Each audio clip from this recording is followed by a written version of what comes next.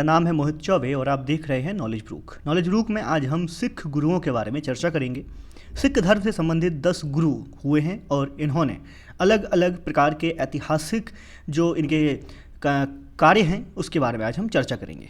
चलिए, सबसे पहले हम सिख रिलीजन के बारे में जानें तो इसका फाउंडर, सिख धर्म का फाउंडर गुरु नानक जी को माना जाता है और जाने कि यहाँ पर 10 गुरु हुए हैं। इसके बाद सबसे पहले जो पॉलिटिकल गुरु थे या जो पॉलिटिकल लीडर थे वह हुए हैं बंदा बहादुर। तो बंदा बहादुर के पहले तक 10 धार्मिक गुरुओं के विषय में आज हम चर्चा करेंगे। सबसे पहले गुरु नानक जी की बात करें तो 1469 से 1539 तक इन्होंने सेवाएं दी, धर्म का प्रचार प्रसार किया। इनके जन्म की बात करें तो तलवंडी में हुआ, जो कि ननकाना साहिब पाकिस्तान में है, और इनकी अगर मृत्यु की बात करें तो ये करतारपुर में हुई, जो कि डेरा बाबा के नाम से प्रसिद्ध है। अभी हाल ही में हमने जाना कि डेरा बाबा से लेके ननकाना साहिब तक एक करतारपुर कॉरिडोर डेवलप किया गया है भारत और पाकिस्तान के बीच साझे समझौते के तहत, जहां पर गुरु नानक जी के जन्म और मृत्यु के स्थानों पर 2 बहुत ही पवित्र स्थान हैं ये दोनों, और यहाँ पर लोग जो है दर्शन करने जाते हैं। इसके बाद इनके पिताजी की बात करें तो इनका नाम था कालू जी। मदर की बात करें, माँ की बात करें तो इनका नाम था तृप्ता। वाइफ का नाम था सुलक्षणी, और यह पहले गुरु थे सिख धर्म के, और इनके अनुयायियों को सिख कहा जाता था, और इनके द्वारा आरंभ किया गया सेक्ट जो पंथ था उसको नानक सेक्ट कहा जाता था। इन्होंने लाखन नाम के व्यक्ति को अपना शिष्य बनाया और बाद में यह इनके प्रिय शिष्य थे श्री लाखन जी, और इन्हीं को बाद में गुरु अंगद के नाम से सिख धर्म का दूसरा गुरु माना गया है। हम गुरु अंगद जी के बारे में बात करें तो 1539 से लेकर 1552 तक इनका कार्यकाल रहा। इन्होंने सिख धर्म में अपना योगदान दिया।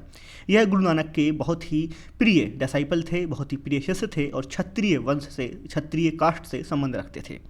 इन्होंने जो लंगर प्रथा है, जो कि हम जब भी देखते हैं किसी भी गुरुद्वारे में एक मुफ्त लंगर चलता है। Langar is an another form of community kitchen, जिसको हम इंग्लिश में कम्युनिटी किचन कहते हैं, जहाँ पर किसी भी प्रकार का भेदभाव त्याग कर, चाहे वो हिंदू हो, मुस्लिम हो, किसी भी धर्म पंथ जाति का इंसान हो, वह वहाँ खाना खा सकता है। तो लंगर प्रथा को इन्होंने जो है रेगुलराइज किया, मतलब अब हर गुरु जो सिख धर्म के लोग थे उनके हर गुरुद्वारे में लंगर होने लगा। He was also credited with the invention of Gurmukhi script, जिसमें गुरु ग्रंथ जी लिखी गई हैं। तो जो इनके आखिरी और सबसे महत्वपूर्ण गुरु माने जाते हैं गुरु ग्रंथ जी, तो इन्होंने एक गुरुमुखी स्क्रिप्ट का इन्वेंशन किया, जिसमें इनकी पवित्र पुस्तक का भी रचना हुई। उसके बाद गुरु अमरदास जी की बात करें, जो 1552 से 1574 तक सिख धर्म में रहे हैं, और इन्होंने सिख धर्म का प्रचार प्रसार किया, सिख धर्म को बढ़ावा दिया। इन्होंने अपनी गद्दी जो है पहली गोविंदवल में स्थापित करी, और इन्होंने कहा कि कोई भी व्यक्ति इनसे बिना लंगर में खाना खाए नहीं मिल सकता। मतलब इन्होंने कम्युनिटी किचन को, जो सद्भाव और संभाव का एक प्रचारक था, उसको इस प्रकार इसका प्रोत्साहन किया कि हर व्यक्ति बराबर है और वह पहले सबके साथ बैठकर खाना खाएगा, उसके बाद मुझसे आकर मिलेगा। इन्होंने 22 गद्दियों की स्थापना करी, जहाँ से ये अपनी शिक्षा दिया करते थे। अशोक, जो कि महान सम्राट अशोक हुए हैं, जे गोविंदवल में श्री अमरदास जी से मिलने आए। इसके अलावा अमरदास जी ने अपने सन इन लॉ रामदास को अपना सक्सेसर बनाया, मतलब अपना उत्तराधिकारी बनाया। हम गुरु अमरदास के बाद गुरु रामदास के बारे में चर्चा करें तो ये 1574 से लेके 81 तक सिख गुरु रहे। यह चौथे सिख गुरु थे। इन्होंने गुरु की जो सिख गुरुओं की जो पोस्ट थी, इसको हेरिडिटरी या अनुवांशिक बना दिया। अकबर ने इन्हें 500 बीघा ज़मीन दी, जहाँ पे इन्होंने रामदासपुर स्थापित किया, और बाद में इसी रामदासपुर को अमृतसर के नाम से जाना गया। सिख धर्म का एक बहुत ही प्रसिद्ध गुरुद्वारा अमृतसर, जो इनके द्वारा बसाया गया, जिसका पुराना नाम था रामदासपुर। रामदास जी के सन या पुत्र का नाम था अर्जुन देव, जो आगे चलकर इनके उत्तराधिकारी बने और सिख धर्म के 5वें गुरु बने। सिख धर्म के 5वें गुरु के विषय में बहुत सारी बातें हैं जो हमें याद रखनी हैं। इनको सच्चा बादशाह या ट्रू किंग कहा जाता है। इन्होंने 2 पौंड बनवाए, 2 सरोवर बनवाए। पहले का नाम था अमृतसर, दूसरे का नाम था संतोषसर, और ये दोनों ही रामदासपुर मतलब अमृतसर, जो कि आज अमृतसर के नाम से प्रसिद्ध है, यहाँ पर स्थापित हैं। The foundation stone of Golden Temple was laid by renowned Sufi saint मियाँ मीर मतलब यहाँ पे हम देखेंगे कि इन्हें सिख धर्म है इसमें किसी भी धर्म के खिलाफ कोई भी इंटेंशंस नहीं रहे हैं। इवन इनका सबसे प्रसिद्ध स्थान जो भारत में है, जिसको हम गोल्डन टेम्पल या फिर स्वर्ण मंदिर के नाम से अमृतसर में जानते हैं, इसकी जो फाउंडेशन स्टोन है, जो इसकी नींव है, यह एक सूफ़ी संत, मुस्लिम सूफ़ी संत मियाँ मीर ने रखी। और अमृतसर जो पौंड है, जो तालाब है, जो सरोवर है, उसके मध्य में 1589 में इनके द्वारा यह मील का पत्थर रखा गया। उसके बाद अर्जुन देव लेटर एस्टेब्लिश्ड अनदर टाउन, इन्होंने जो कि रामदासपुर के अलावा एक जो टाउन स्थापित किया गया था गुरु रामदास जी द्वारा। उसके बाद इन्होंने गोविंदपुर नाम के एक और टाउन की स्थापना करी, जो कि ब्यास नदी के तट पर स्थापित किया गया, और ये 1595 में स्थापित किया गया। इसी समय आदि ग्रंथ जो कि एक रिलीजियस स्क्रिप्चर है, इसको भी सिख धर्म में क्रिएट किया गया, मतलब आदि ग्रंथ जो ग्रंथ साहिब हैं उनकी यहाँ पर रचना की गई। इन्होंने सपोर्ट किया खुसरो को, जो कि जहांगीर के एक उद्दंड पुत्र थे, जिन्होंने उपद्रव किया था, इनके खिलाफ रिवॉल्यूशन किया था। तो ये बिकॉज जहांगीर काफ़ी गुस्सा थे खुसरो के रिवोल्ट करने से और गुरु अर्जन देव के उन्हें सपोर्ट देने से, तो जहांगीर ने इनको डेथ पेनल्टी मतलब मृत्यु की सजा दी 1616 में। आगे हम अगले गुरु की बात करें तो गुरु हरगोविंद, जो 1606 से लेकर 1645 तक सिख गुरु रहे हैं। इन्होंने सिख धर्म को या सिख सेक्ट को एक लड़ाकू सेक्ट में, लड़ाकू पंथ में परिवर्तित कर दिया। उस समय वर्तमान समय की आवश्यकता थी, क्योंकि जो अलग अलग शक्तियाँ थी, जैसे कि यूरोपीय शक्तियाँ भारत में प्रबल हो रही थीं, और जो सिख धर्म को किसी भी प्रकार के एक्सप्लॉयटेशन, शोषण, गरीबी, इस सब से बचाने के लिए इसको एक फाइटर सेक्ट बना दिया गया। इन्होंने अमृतसर में 12 फीट ऊंचे अकाल तख्त की स्थापना करी। तो हम जानेंगे कि अमृतसर का इतिहास गुरु रामदास से शुरू होता है, जहाँ पर आगे चलकर अकाल तख्त की स्थापना करी गई, जिसकी ऊँचाई है 12 फीट। जो ऑपरेशन ब्लू स्टार है, वह भी अमृतसर से ही संबंधित है। आप ज़रूर इसके बारे में जानकारी प्राप्त करें। यहाँ पे अजीत डोभाल का भी रोल रहा है। इंदिरा गांधी की सरकार हुआ करती थी उस समय, और इससे आपको काफ़ी जानकारी मिलेगी मॉडर्न इंडिया के इतिहास में, मतलब आफ्टर इंडिपेंडेंस से संबंधित। इसके अलावा इन्होंने अपने डिसाइपल्स को, जो इनके अनुयायी थे, उनको मांस खाने की अनुमति प्रदान करी। मतलब ऐसा था कि अब इनके धर्म में, मतलब सिख धर्म में मांस वगैरह खाने से प्रतिबंध नहीं था। इनको जहांगीर के द्वारा कैद किया गया और ये 2 वर्ष तक जहांगीर की कैद में रहे।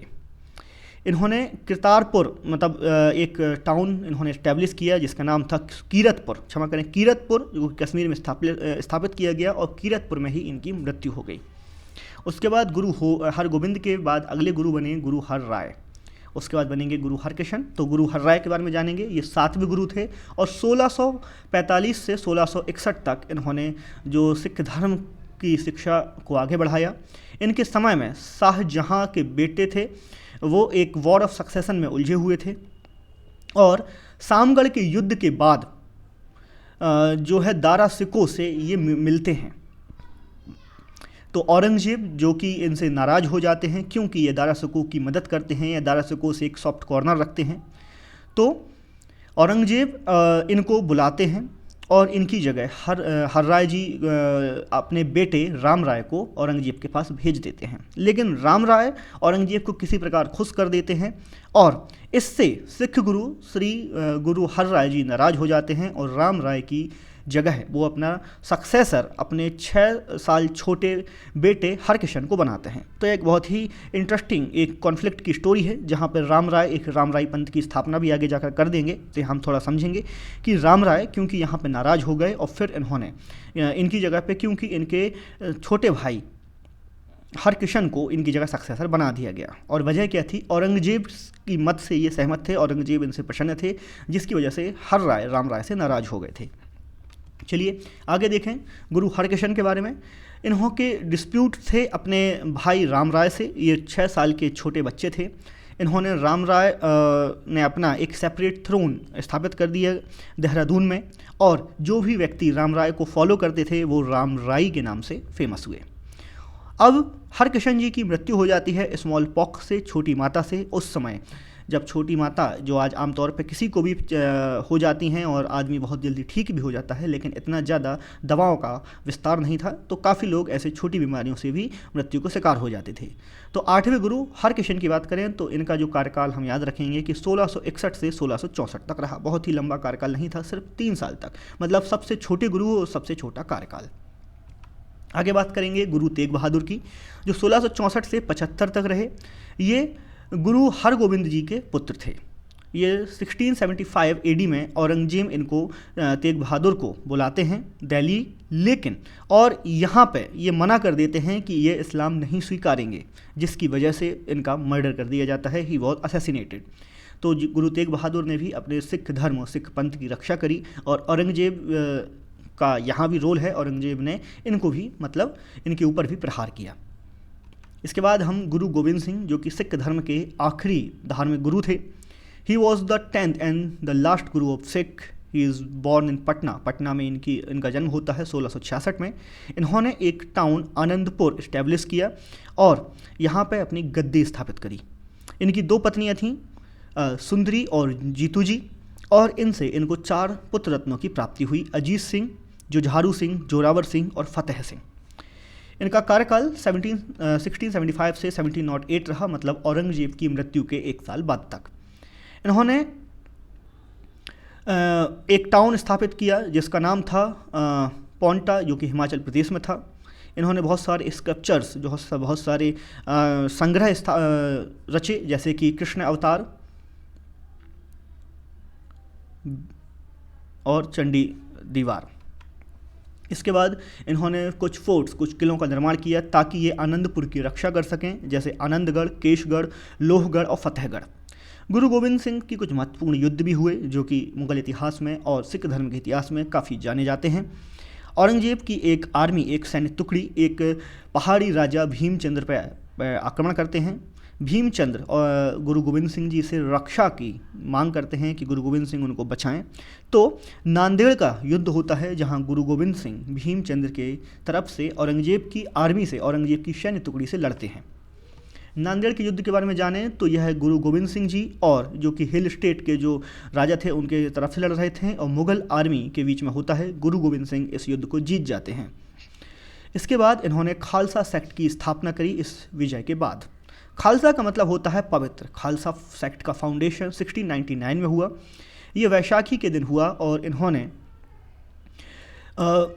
लोगों से कुछ टेस्ट लिए। इन्होंने लोगों को चुना कि वह कितने खालसा हैं, कितने पवित्र हैं, और इस प्रकार इन्होंने कुछ पर्सनालिटीज़ को अपना विलब्ड 5 जो मुख्य प्रिय पर्सन थे, प्रिय व्यक्ति थे, उसमें थे दयाराम खत्री, दूसरे थे धर्मदास, तीसरे थे मोखम चंद्र छब्बा, तीसरे उसके बाद थे हिम्मत, और अगले आखिरी जो 5वें स्थान थे जिनका नाम था सभाचंद्र। इसके बाद इन्होंने जो सिख धर्म के लोग हैं यह सिंह और कौर लगाना आरंभ कर देते हैं। सिंह का मतलब होता है लॉइन, तो जितने भी पुरुष होते थे वह अपने नाम के आगे सिंह शब्द का उपयोग करने लगे, मिडिल नेम का उपयोग करने लगे, और वहीं जो महिलाएं होती थीं वो कौर, जिसका मतलब है प्रिंसेस, तो इसको अपना मिडिल नेम बनाने लगे। गुरु गोविंद सिंह ने सिख धर्म के 5 मुख्य स्तंभों की बात करी, जिसको हम इस प्रकार समझेंगे: केश मतलब बाल, कंघा जिससे बालों को बनाते हैं, कच्छा, कढ़ा और कृपाण। जैसे कि आप देखेंगे कि जो सिख धर्म के लोग हैं वह कृपाण भी अपने साथ रखते हैं। गोविंद सिंह खालसा आर्मी का गठन करते हैं, जिसमें लगभग 80,000 सैनिक हुआ करते थे। उसके बाद आनंदपुर का एक प्रथम वॉर होता है। आनंदपुर वही जगह है जिसको गोविंद सिंह जी ने स्थापित किया था 1701 में। औरंगजेब यहाँ पे अटैक करते हैं। एक और राजा थे इनके साथ, हिल किंग भीमचंद्र आनंदपुर की तरफ बढ़ते हैं, लेकिन यह आर्मी हार जाती है। सो सूबेदार वज़ीर खान बीच में आ जाते हैं। मतलब पहले वॉर में तो जो फर्स्ट वॉर ऑफ आनंदपुर था वहाँ तो गोविंद सिंह जी जीत रहे थे, लेकिन सूबेदार वजीर सिंह जो कि सरहिंद से आ जाते हैं भीमचंद्र की मदद करने के लिए, और जिसकी वजह से दूसरा आनंदपुर का युद्ध हो जाता है अगले 3 सालों में, मतलब 1704 में। यहाँ पे गोविंद सिंह जी के 2 बेटे जोरावर सिंह और फतेह सिंह की मृत्यु हो जाती है, और इनको सरहिंद ले जाया जाता है। मतलब इनको जिंदा एक दीवार में दफना दिया जाता है, जिससे इनकी मृत्यु हो जाती है और इसी जगह पर इनकी जो माँ थी वह मौजूद थी और यह दर्दनाक दृश्य देखकर उनकी भी मृत्यु हो जाती है। फिर हम बात करेंगे चकमूर के युद्ध की, जो कि 1705 में हुआ। गोविंद सिंह के दो जो बेटे थे, अजीत सिंह और जोरावर सिंह, ये भी इस युद्ध में मार दिए जाते हैं। इस युद्ध के दौरान आदि ग्रंथ डिसअपियर हो जाता है। आदि ग्रंथ जो कि बहुत ही पवित्र ग्रंथ माना जाता है वह खो जाता है। सो गुरु गोविंद सिंह इसको रिकम्पाइल करते हैं और इसी वजह से इनको 10वां पातशाह कहा गया है, जो कि है that's why it is also called the ग्रंथ ऑफ द 10th पातशाह, मतलब ग्रंथ के 10वें बादशाह इनको कहा जाता है। औरंगजेब की मृत्यु के बाद इनको भी पठान अजीम खान के द्वारा मार दिया जाता है गोदावरी नदी के किनारे नांदेड़ में। इसके बाद इनकी डेथ के साथ ही गुरु की जो गद्दी है वह समाप्त कर दी जाती है और गुरु गोविंद सिंह आस्क्ड, इनके एक और डिसाइपल थे बंदा बहादुर, जिनसे ये कहते हैं कि पॉलिटिकल लीडरशिप अब बंदा बहादुर संभालेंगे। और गुरु गोविंद सिंह की मृत्यु के बाद बंदा बहादुर गुरु गोविंद सिंह और सिख धर्म की तरफ से मुगलों से लड़ते रहते हैं। अब हम बात करेंगे बंदा बहादुर की। बंदा बहादुर पहले जो थे पॉलिटिकल लीडर थे सिख धर्म के, इसलिए इनके बारे में भी जानना महत्वपूर्ण हो जाता है। बंदा बहादुर की बात करें तो 1708 से 1716 तक ये सिख धर्म के लिए काम करते हैं। ये गुरु गोविंद सिंह की डेथ के बाद ही सीधे लीडरशिप में आ जाते हैं और इनको सिख धर्म को ये अपना लेते हैं। ये पहले पॉलिटिकल लीडर थे। इन्होंने सबसे पहला सिख स्टेट, सिख राज्य की स्थापना करी। इन्होंने गुरु नानक और गुरु गोविंद सिंह के नाम से सिखों का प्रचलन बढ़ाया।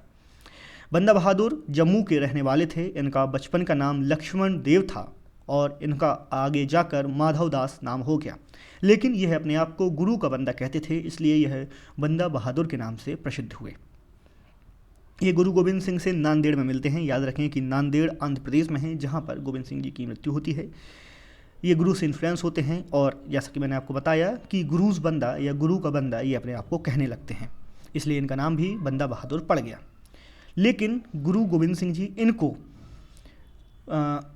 बक्सा खान के नाम से बुलाते हैं। इसके अलावा 1716 में इनको पकड़ लिया जाता है गुरदासपुर के पास। फारुखसियार उस समय मुग़ल बादशाह होते हैं और इनको दिल्ली में जो है मृत्यु की सज़ा दे दी जाती है। इसके बाद क्योंकि सिख धर्म के कोई लीडर उस प्रकार से नहीं थे, तो बंदा बहादुर की मृत्यु के बाद सवरत खालसा और गुरुमत्ता को स्थापित किया जाता है। अब देखें कि हम सरवत खालसा क्या कहलाता है। जब भी सिख धर्म के अनुयायी काफ़ी बड़ी मात्रा में एक जगह इकट्ठे होते थे, तो इस गैदरिंग को, सिख पीपल गैदरिंग को सरवत खालसा कहा जाता था। और जो भी डिसीज़न उस गैदरिंग के साथ, मतलब एक प्रकार की डेमोक्रेसी हम कह सकते हैं, तो उस गैदरिंग की सर्वसम्मति से जो डिसीजन लिया जाता था उसको गुरुमत्ता कहा जाता था। तो दो ये महत्वपूर्ण शब्द थे जिनके बारे में जानना महत्वपूर्ण था। तो हम आशा करते हैं कि आज का ये वीडियो आपको ज्ञानवर्धक लगा होगा और जितने भी सिख धर्म से संबंधित महत्वपूर्ण तथ्य हैं और जितने भी गुरुओं के विषय में आज हमने जाना, यह आपको किसी न किसी एग्जाम में और लगभग हर एग्जाम में जहां इससे संबंधित प्रश्न आते हैं वहां लाभ पहुंचाएगा। धन्यवाद। देखते रहिए नॉलेज ब्रूक।